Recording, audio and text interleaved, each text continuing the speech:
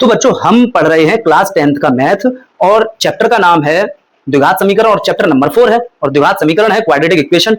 इसमें बच्चों मैंने आपको क्वेश्चन नंबर 1 के सारे पार्ट करा दिए, क्वेश्चन नंबर 2 के सारे पार्ट करा दिए। अब बच्चों हम बात करेंगे, डिस्कस करेंगे क्वेश्चन नंबर 3 को। क्वेश्चन नंबर 3 क्या है बच्चों, पढ़ लेते हैं। क्या एक ऐसी आम की बगिया बनाना संभव है जिसकी लंबाई चौड़ाई से दोगुनी हो और उसका क्षेत्रफल 800 मीटर स्क्वायर हो? यदि है तो उसकी लंबाई और चौड़ाई ज्ञात करो। तो बच्चों करते हैं इस क्वेश्चन को।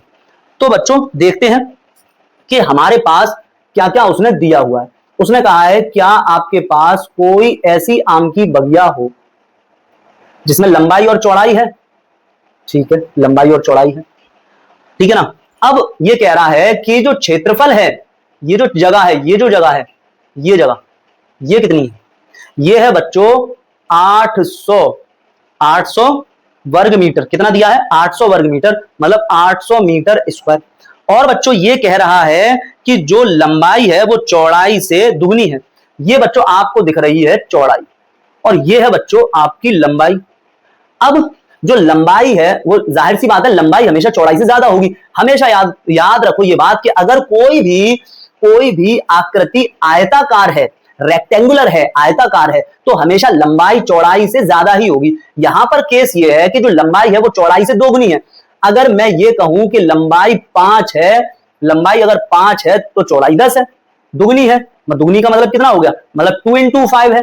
अगर मैं ये कहूं कि लंबाई 7 है तो चौड़ाई दुगनी है, दुगनी का मतलब कितना है? कि 14 है। 14 का मतलब कितना हो गया? 2 into 7 हो गया। लेकिन अगर मैं ये कहूं कि चौड़ाई जो है वो x है, इसी तरह से x है, तो ये कितना हुआ? जब ये 5 था तो 2 into 5 हुआ, जब 7 था तो 2 into 7 हुआ। जब चौड़ाई x है तब लंबाई क्वेश्चन के अकॉर्डिंग कितनी हो जाएगी? 2 into x मतलब 2x, 2 into x मतलब 2x। ये बात समझ में आई? ये बात अगर समझ आई है तो काम ही हो गया, अब तो कुछ रहा ही नहीं।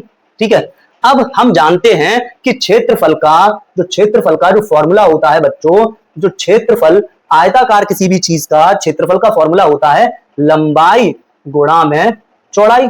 यही तो होता है फॉर्मूला, यही तो होता है फॉर्मूला। और क्षेत्रफल उसने हमको दिया है 800 और क्षेत्रफल का फॉर्मूला है लंबाई गुणा चौड़ाई।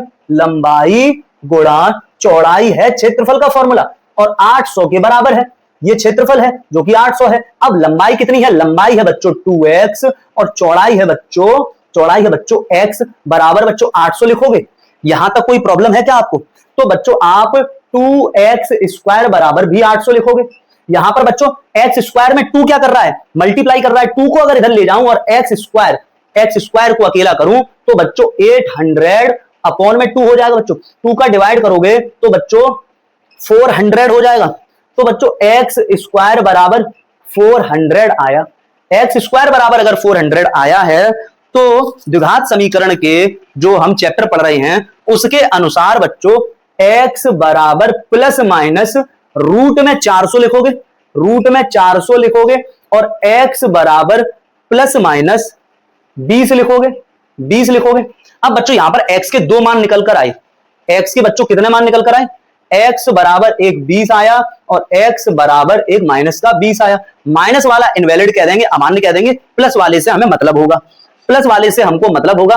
तो बच्चों इसी हिसाब से चौड़ाई कितनी है?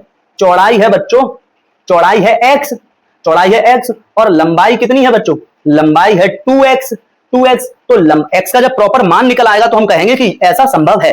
तो x का मान निकल आया तो ठीक है। तो चौड़ाई बच्चों कितनी हो गई? चौड़ाई x है और x की वैल्यू 20 है, लंबाई 2x है। 2x का मतलब 2 का मल्टीप्लाई करोगे तो बच्चों ये कितना हो जाएगा? ये बच्चों आपके सामने 40 हो जाएगा, 40 हो जाएगा।